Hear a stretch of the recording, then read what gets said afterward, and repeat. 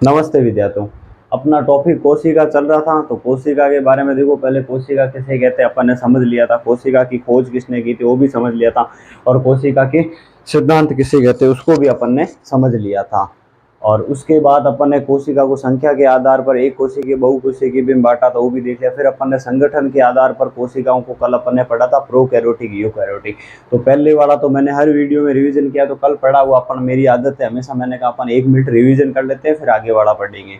देखो, संगठन या संरचना के आधार पर अपन ने कोशिकाओं को 2 भागों में बांटा था। एक बांटा था प्रोकैरियोटिक कोशिका और यूकैरियोटिक कोशिका। देखो, इसका विकास, प्रोकैरियोटिक कोशिका का विकास पहले हो गया था, तो इसे पुरानी कोशिका भी कहा जाता था, और यूकैरियोटिक कोशिका नवीनतम कोशिका थी। और फिर अपन ने पढ़ा था कि इनमें देखो, केंद्र और आनुवंशिक पदार्थ के चारों ओर आवरण नहीं पाया जाने के कारण इसे अपन क्या कहते थे, इसमें केंद्र अपने को कैसा दिखता था, अस्पष्ट या बिखरा हुआ। तो आपको पूछ ले कि प्रोकैरियोटिक में केंद्र कैसा दिखता है, अस्पष्ट। उसका कारण भी मैंने आपको बता दिया, क्योंकि आवरण ना पाया जाने के कारण, केंद्र और आनुवंशिक। और उसमें यूकैरियोटिक में केंद्र और आनुवंशिक पदार्थ के चारों ओर आवरण पाए जाने के कारण केंद्र स्पष्ट दिखाई देता था।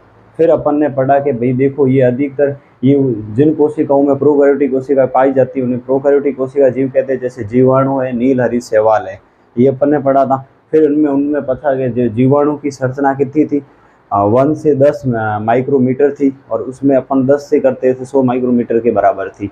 फिर अपन ने पढ़ा था कि उसमें राइबोसोम प्रोकैरियोटिक में 80 एस प्रकार के पाए जाते थे, इसमें नहीं सॉरी 70 एस प्रकार के पाए जाते थे, और यूकैरियोटिक में 80 एस प्रकार के पाए जाते। उसमें हिस्टोन प्रोटीन एब्सेंट था, इसमें पाया जाता था। और फिर अपन ने पढ़ा कि उसमें अलैंगिक जनन होते थे प्रोकैरियोटिक में, इसमें लैंगिक जनन होते थे। असूत्री विभाजन होता था, उसमें असूत्री विभाजन होता था, उसमें समसूत्री विभाजन होता था। और उसमें कोशिकांग अंक एब्सेंट थे, और इसमें सभी कोशिकांग अंक पाए जाते थे यूकैरियोटिक में। यहाँ तक तो अपन ने पढ़ लिया था, और ये अपना हो गया शॉर्ट रिविजन। आज अपन पढ़ रहे हैं कि पादप सेल। देखो, पादप सेल और जंतु सेल।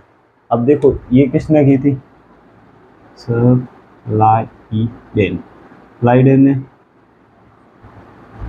और ये स्वान ने। अब देखो, अपन पढ़ रहे हैं इन कोशिकाओं में केंद्र हमेशा किनारे पर स्थित होते हैं। पादप कोशिकाओं में पूछे तो केंद्र हमेशा कहाँ होंगे, किनारे पे। केंद्र कहाँ होंगे, देखो केंद्र कहाँ होते हैं, केंद्र हमेशा किनारे पे पाए जाते हैं। पर जंतु कोशिका में पूछे तो आपको केंद्र कहाँ होते हैं, केंद्र हमेशा मध्य में होते हैं, मध्य भाग में केंद्र होते हैं। ये पहला अंतर हो गया। यदि आपको पूछे कि जंतु कोशिका और पादप कोशिकाओं में, अपन देखो अंतर के माध्यम से पढ़ रहे हैं, उसको पादप कोशिका का भी कंपैरिजन कर रहे हैं और जंतु कोशिका का भी कंपैरिजन कर रहे हैं। अब इसमें केंद्र किनारों पे स्थित होता है, इसमें केंद्र मध्य भाग में होता है। फिर कह रहे हैं कोशिका भित्ति सेलवार, इसमें पाई जाती है और इसमें एब्सेंट रहती है। आपको पूछे कि पादप में कोशिका भित्ति पाई जाती है और इसमें कोशिका भित्ति जंतुओं में एब्सेंट रहती है। फिर उसमें हरित लवक पाया जाता है, और इन्हीं के कारण तो पत्तियों का हरा रंग वगैरह होता है। अपन ने कहा था ना कि पत्तियों का हरा रंग पर्णहरित या क्लोरोफिल के कारण होता है, उसमें भी क्लोरोफिल ए पाया जाता है, क्लोरोफिल बी पाया जाता है। और इनमें जंतुओं में कोई हरित लवक का कोई रोल नहीं होता, तो इनमें एब्सेंट रहता है। इसमें ताराकाई नहीं पाया जाता है, जंतु कोशिकाओं में ताराकाई पाया जाता है। फिर अपन ने पढ़ा कि पादप में गुणसूत्र, इसको गुणसूत्र को क्रोमोसोम भी कहते हैं, बड़े आकार के होते हैं, और जंतुओं में छोटे आकार के होते हैं, गुणसूत्र या क्रोमोसोम आकार में। फिर अपन पढ़ते कि कोशिकाओं में रिक्तिका, इसका दूसरा नाम है रसधानी है, का आकार बड़ा और संख्या कम होती है। देखो, इनका आकार बड़ा होगा तो इनकी संख्या कम होगी, और इनका आकार छोटा होगा तो संख्या अधिक होगी जंतुओं में, इसके अपोजिट है। अब देखो, रिक्तिका की खोज भी एंटन ल्यूवेनहोक ने की थी, और इसमें कुछ नहीं होता, ठोस पदार्थ पाया जाता है। और इसके बारे में भी अपन आगे पढ़ेंगे, क्योंकि सारे कोशिका अंग पढ़ेंगे। और इनमें प्रकाश संश्लेषण की क्रिया पाई जाती है। अब देखो, प्रकाश संश्लेषण की वो रिएक्शन भी आपको याद रखनी पड़ेगी। CO2 प्लस H2O, फिर अपना सौर ऊर्जा पर्णहरित की उपस्थिति में करवाते हैं, तो C6H12O6 ग्लूकोज के रूप में भोजन प्राप्त करते हैं वो। और उसके बाद आगे ऑक्सीजन का निष्कर्षण होता है, तो इसकी भी प्रकाश संश्लेषण की प्रक्रिया भी आगे टॉपिक आएगा, तो अपन पढ़ेंगे आराम से। अब ये पादप कोशिकाओं में पाई जाती है, और ये जंतु कोशिकाओं में एब्सेंट रहती है।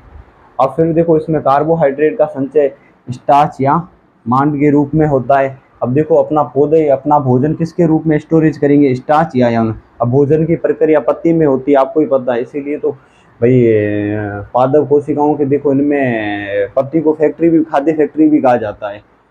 और इनमें देखो कार्बोहाइड्रेट का संचय, देखो ये जंतु होते हैं अपना भोजन का स्टोरेज किससे करते हैं, ग्लूकोज को बदलते हैं ग्लाइकोजन में बदलते हैं, ग्लूकोज को ग्लाइकोजन में रहते हैं, तो इसका पूछे तो ग्लाइकोजन के रूप में होते हैं। ये तो अपन ने पढ़ लिया पादप कोशिका और जंतु कोशिकाओं में सारे अंतर।